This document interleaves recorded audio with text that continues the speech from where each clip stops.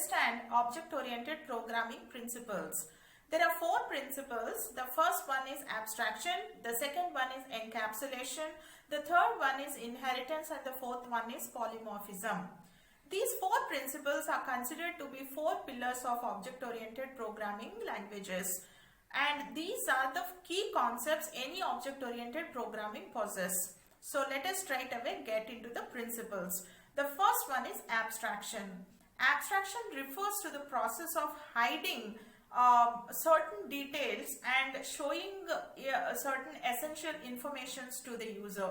Such kind of concept is called as abstraction. Data hiding is also considered to be data abstraction. Okay, let me try to give you some real life examples. The first example is an ATM machine. We all know how to use an ATM machine. We go to an ATM machine to perform certain operations like money withdrawal, balance inquiry and money transfer, etc.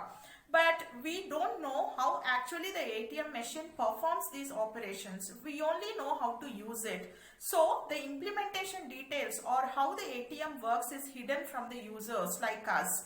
Such kind of concept is called as abstraction, where the essential informations that are needed for the user are only shown, but the implementation details are hidden from the user, which is obviously not needed for the user. So when we use the ATM machine, we needn't know how the ATM works. So such kind of information you can hide it from the user. So that concept is called as abstraction. A second real life example is the phone, any kind of phone, mobile phone or land phone or any phone. We know how to use the phone, but we don't know the internal working of the phone. For example, we can perform operations like make a call, receive a call, send text message, open applications like that.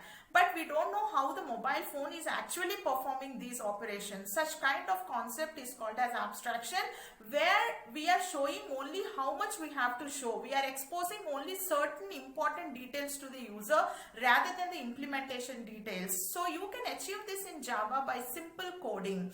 There are two concepts in Java through which you can achieve abstraction. The first concept is by abstract classes, and the second concept through which you can achieve abstraction is through interfaces. The first one is abstract classes and the second one is through interfaces. By using abstract classes, you can achieve from 0 to 100% of abstraction.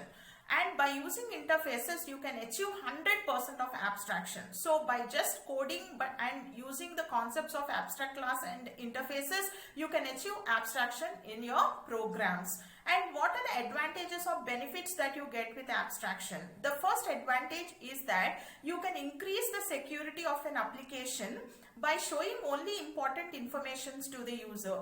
The second is code reusability, and the third one is you are increasing the readability of the code. The fourth advantage is that it reduces the complexity of viewing the things, because we are not showing everything to the user. So you're obviously reducing the complexity of viewing the things. So these are the benefits that you get through abstraction.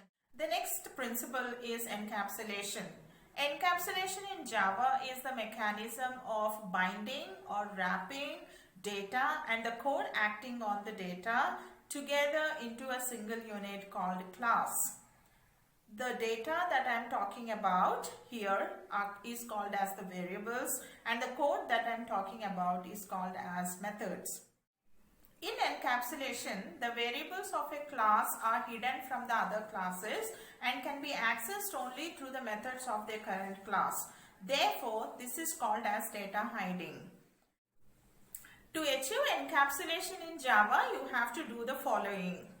The first one is by using access modifiers such as public, private, protected, default, so that your class is safe from unauthorized access by others and it is simple to maintain. The second point is that you have to declare the variables private. The third one is you have to declare public setters and getter methods to modify and view the variable values. The advantages or benefits of encapsulation are data hiding. The class have full control on what need to be stored in the fields. And the third one is the fields of a class can be made read only or write only. So these are all the benefits or advantages that you get with encapsulation. The difference between encapsulation and abstraction is that abstraction is hiding the implementation details by using abstract class and interfaces, which is an design level concept. Encapsulation is data hiding by using setter and getter methods, and which is an implementation level concept. The next principle is inheritance. Inheritance in Java is a mechanism in which an object acquires the properties and behavior of another parent class. The idea here is that you can create new classes from existing classes. When a class inherits the features from another class, it means that the newly created class acquires the methods and fields from the parent class. Not only that, it can create its own methods and fields for itself.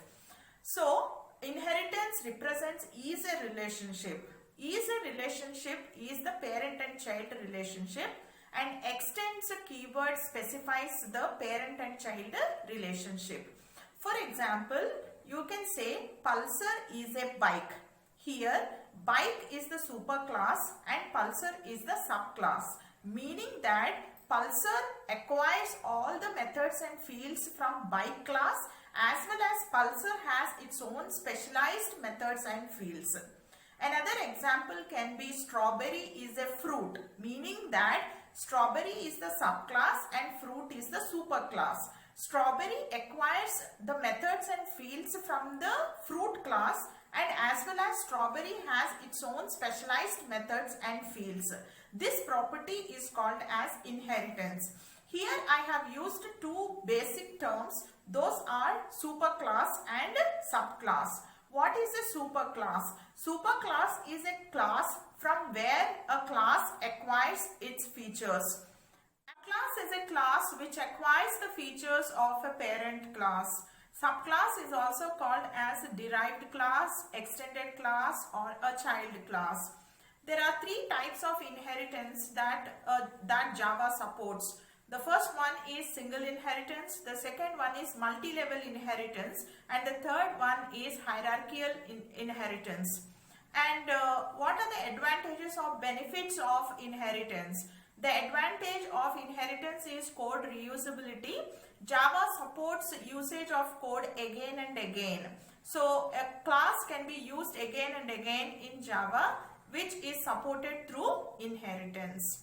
Last principle is polymorphism. Polymorphism is a Greek word where poly means many and morphs means forms together, which means many forms.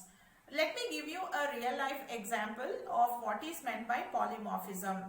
A person at different situations can have different characteristics, meaning that, say, a woman can be a mother, a daughter, or a wife at the same time. A person can have different characteristics. The same person can expose different characteristics at different times. This is called as polymorphism. Polymorphism in technical terms means one interface with multiple implementations. There are two types of polymorphism that Java supports. The first one is static polymorphism, which is also called as compile time polymorphism, which is achieved by method overloading. The second type is called as dynamic polymorphism or runtime polymorphism, which is achieved by overriding. So let us see what is meant by overloading. Overloading means that you have multiple functions with different parameters. These functions are called as overloaded functions. Overriding means that the derived class will have definition of one of the base class method. Then the base class method is called as overridden. So overloading can occur by changing of number of arguments or the type of arguments or the order of arguments. By changing any one of these in the multiple functions, you can achieve overloading. The advantages or benefits of polymorphism are that it helps the programmer to reuse the code, and not only that, it helps in ease of debugging. So these are all the 4 principles of Java, my friends. Hope this video is helpful to you. Stay home, stay safe. Please keep watching my upcoming videos. Happy learning. Bye.